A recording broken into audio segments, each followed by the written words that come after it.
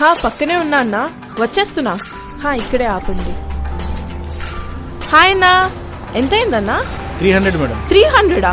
Book చేసినప్పుడు 220గా చూపించింది. Traffic లో వెయిట్ చేసాం కదండి, చార్జెస్ పడతాయి. ఈ మధ్య ఇలా కూడా దోచుకుంటున్నారా? ఓకే అయిపోయింది చూడండి. ఏంటి క్యాబ్ తో డిస్కషన్? ట్రాఫిక్ లో వెయిట్ చేసినందుకు కూడా ఎక్స్ట్రా ఛార్జ్ చేశాడు. అదా, మార్కెట్ లోకి క్యాబీ అని కొత్త యాప్ వచ్చింది, అది డౌన్లోడ్ చేసుకో. బుక్ చేసినప్పుడు ఎంత అమౌంట్ చూపించిందో డ్రాప్ లొకేషన్ కూడా అదే అమౌంట్ చూపిస్తుంది, ఎంత ట్రాఫిక్ ఉన్నా సరే.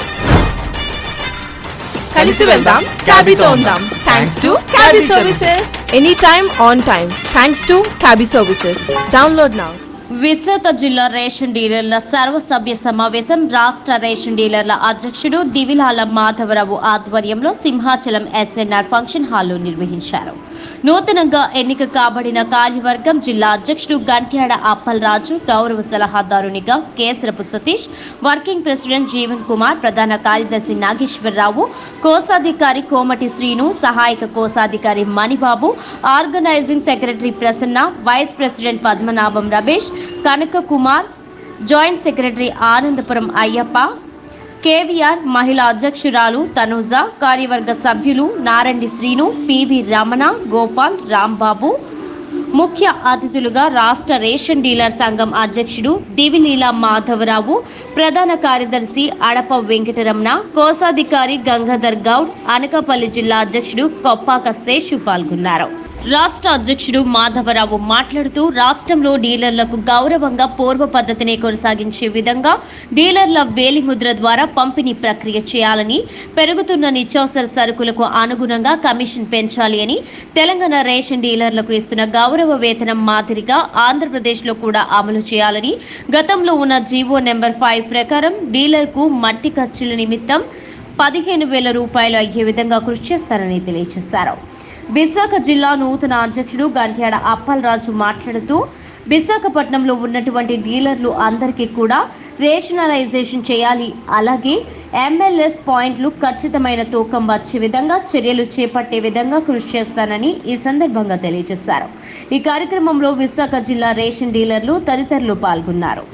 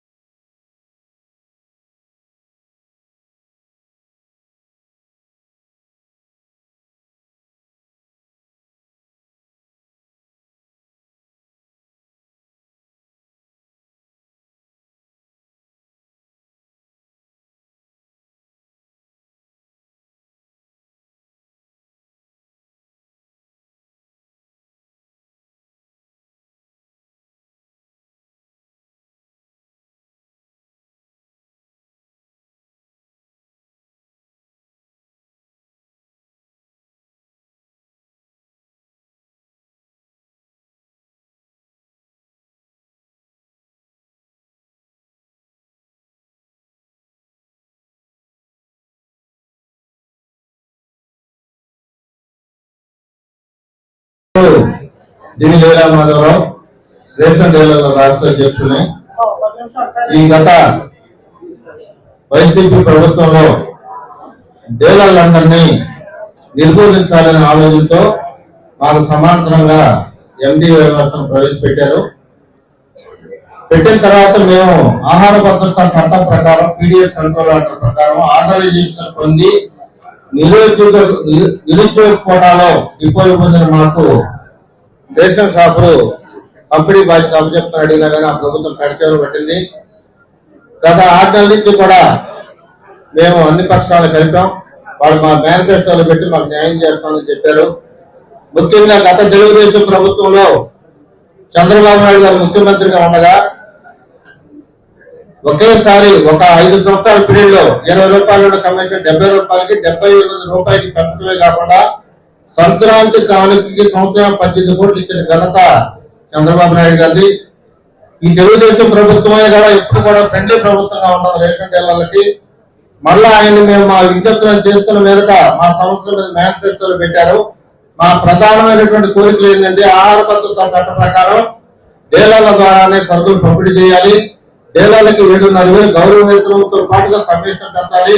అదేవిధంగా గతంలో ఇచ్చిన జీవో నెంబర్ 5 కానీ 20 కానీ అమలు చేసి డీలర్లందరినీ గౌరవప్రదంగా జీవించే విధంగా గ్రామీణ ప్రాంతాల్లో ఖర్చులు 18,500, పట్టణ ప్రాంతాల్లో 25,500 రూపాయలు మాకు ప్రభుత్వం కల్పించాలని చెప్పి విజ్ఞప్తి చేశాం.